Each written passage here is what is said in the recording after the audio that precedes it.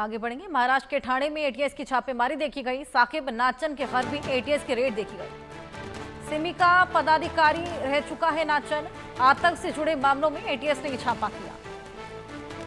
आतंकवाद को लेकर जिस तरीके से तमाम जांच पड़ताल चल रही है, उस बीच महाराष्ट्र के ठाणे में एटीएस ने छापेमारी की है। बम धमाकों के दोषी साकिब नाचन के घर पर दबिश दी गई है। आतंकी संगठन से नाता रहा है। ये तस्वीरें वहीं से सामने आ रही हैं। ठाणे में एटीएस की छापेमारी, दबिश देने के लिए टीम गई हुई है और साथ ही तमाम टीमों की मौजूदगी बम धमाकों के दोषी साकिब नाचन के यहां। आतंकी संगठन से इसका नाता रहा है और जानकारी जुटाने के लिए, जांच पड़ताल के लिए एटीएस ने ये छापेमारी की है ठाणे में। हमारे सहयोगी शाहिद अंसारी मुंबई से हमारे साथ जुड़ गए हैं। शाहिद, एटीएस की छापेमारी के बारे में और जानकारी दीजिए।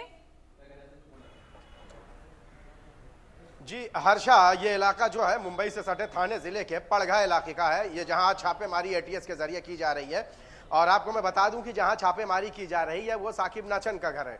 साकिब नाचन जो है इससे पहले भी जो है 2002 और 3 मुंबई बम जो ट्रेन में ब्लास्ट हुए थे और इसके साथ साथ कई मामलों में जो है सजा याफ्ता वो मुजरिम भी रहा है। 1991 में भी जो है कई मामले में रहा। उसके बाद ये बाहर आया है। फिर उसके बाद जब वो पड़घा इलाके में रहा है तो उसने जो है फिर से देश विरोधी गतिविधियों में शामिल होने की उसकी जानकारी मिली। इसके पहले भी जो है आपको याद होगा 2 साल पहले जो आईएसआईएस जो महाराष्ट्र में जो युवक प्रभावित हुए थे उनमें से ज़्यादातर जो है वो इसी इलाके के युवक थे। आरिफ मजीद नाम था जिस आरोपी की अरेस्टिंग हुई थी, वो सारे लोग यहीं के थे और इसके बाद जो है इनकी गिरफ्तारियां भी हुई हैं। साकिब नाचन उनका मास्टरमाइंड बताया जा रहा था और इसके साथ साथ जो है साकिब नाचन जो है प्रतिबंधित संगठन सिमी का जो है पदाधिकारी भी रह चुका है या अभी भी वो एक्टिव है। यही वजह है कि एटीएस अभी हाल फिलहाल में जो भी है, आप देखें कि महाराष्ट्र के थाने जिले में कलवा इलाके में रवि वर्मा को जिसकी गिरफ्तारी हुई है, उसके बाद जो है एटीएस ने जो है यहाँ पे ये छापेमारी की है। हालांकि अब तक जो है इस छापेमारी में किसी तरह की कोई गिरफ्तारी की बात हर्षा देखो सामने नहीं आई देखिए। लेकिन इसके साथ साथ जो है एटीएस की ये जो छापेमारी है हुई है तो इससे ये जानकारी भी मिली है कि एटीएस को जो है कई अहम जानकारियाँ इस इलाके से मिली है, जहाँ ये भी जानकारी मिली है कि कुछ लोग यहाँ से अभी भी जो है देश विरोधी गतिविधियों में शामिल है, ऐसा एटीएस को जानकारी मिली है। यही वजह रही है कि एटीएस ने यहाँ छापेमारी की है और उसके साथ साथ अब तक की मैं बताऊं तकरीबन जो है 3 घंटे तक ये छापेमारी चली है। साकिब नाचन के घर में भी जो है ये छापेमारी हुई है। इलाके में जो है छापेमारी के बाद जो है हड़कंप का माहौल बन गया है। हालांकि जो एटीएस जो अफसरान है वो अपने पूरी टीम के साथ और साथ में स्थानीय पुलिस के जो है बड़ी तादाद में जो है पुलिस को लेकर पहुंची थी ताकि किसी भी तरह की कोई दिक्कत या रोक टोक या कोई विरोध में जो है कुछ ना कर सके। इसीलिए जो है एटीएस के अफसरान जो है सुबह सवेरे ही जो है पहुंचे वहाँ और स्थानीय पुलिस को भी जो है अपने साथ लेकर गए हैं। अभी तक जो है जानकारी यही सामने आई है कि कुछ ऐसे लोग हैं जो यहाँ से रहते हुए जो है देश विरोधी गतिविधियों में शामिल है। इस बात की जानकारी एटीएस को मिली है। हालांकि अब तक किसी की गिरफ्तारी अमल में नहीं आई। जी हर्षा। बिल्कुल, अभी तक गिरफ्तारी नहीं हुई है, लगातार जांच पड़ताल जारी है। अभी साकिब नाचन के घर पर एटीएस की रेड मिली है। रेड में क्या कुछ मिला है और साथ ही ये भी बताइए कि इनकी हिस्ट्री क्या रही है।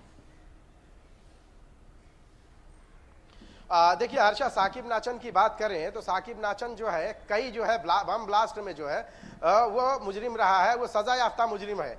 मुंबई में हुए ट्रेन ब्लास्ट और इन सारे मामलों को लेकर जो है साकिब नाचन पर जो है उसको पोटा भी लगाया गया है, वो जेल भी काट कर आया है। लेकिन उसके बाद भी जो है वो आतंकी जो गतिविधियां हैं या जो देश विरोधी गतिविधियां हैं उसमें हमेशा से शामिल रहा है।